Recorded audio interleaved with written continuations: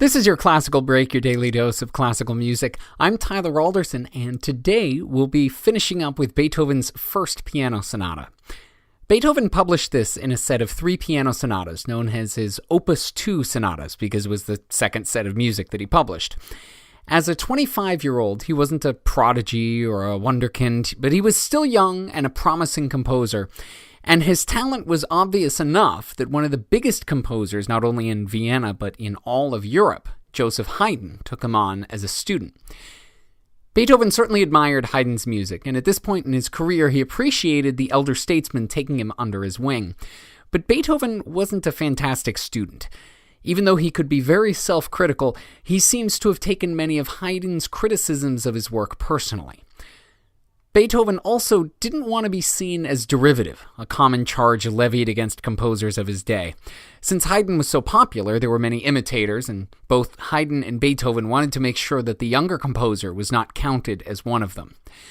One of the turning points in their relationship seems to have revolved around a set of piano trios that Beethoven had written and wanted to publish. Haydn liked them, but he advised Beethoven against publishing one of them, either because he thought it needed more work or possibly because he thought that it was too advanced for the audiences of the time.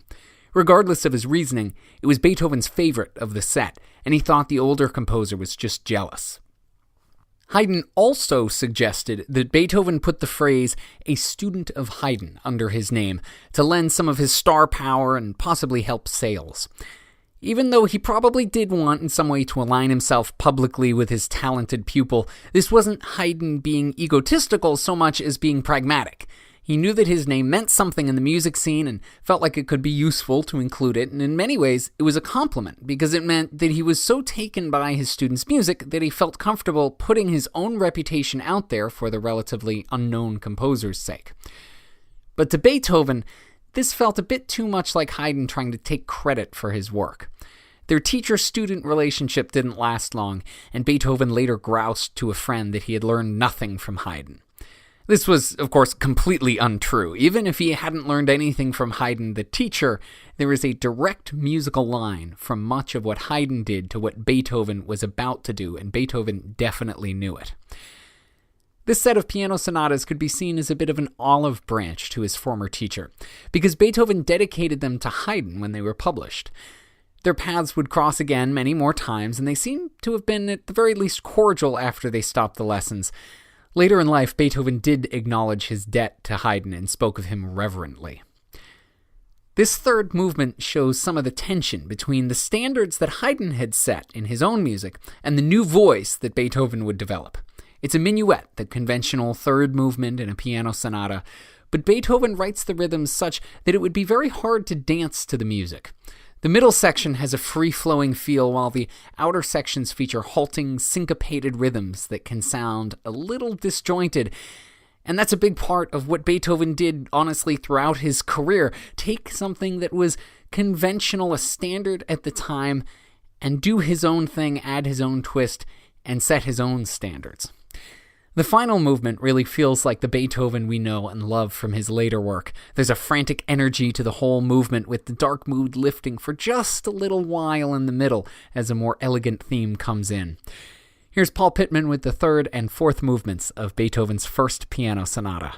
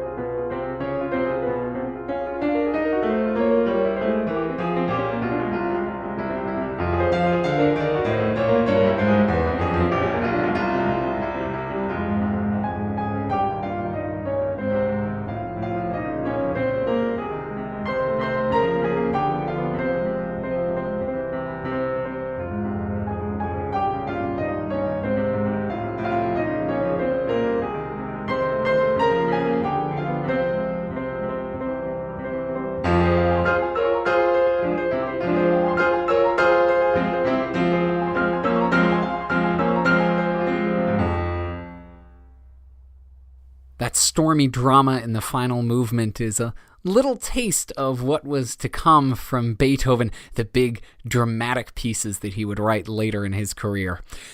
Thanks to Paul Pittman for putting that up on musopen.org, and thank you for listening. If you have the chance, please rate and review this podcast wherever it is that you're getting it. I'm Tyler Alderson, and tomorrow for your classical break, we'll be listening to an overture by the Italian composer Francesco Veracini. I'll see you then.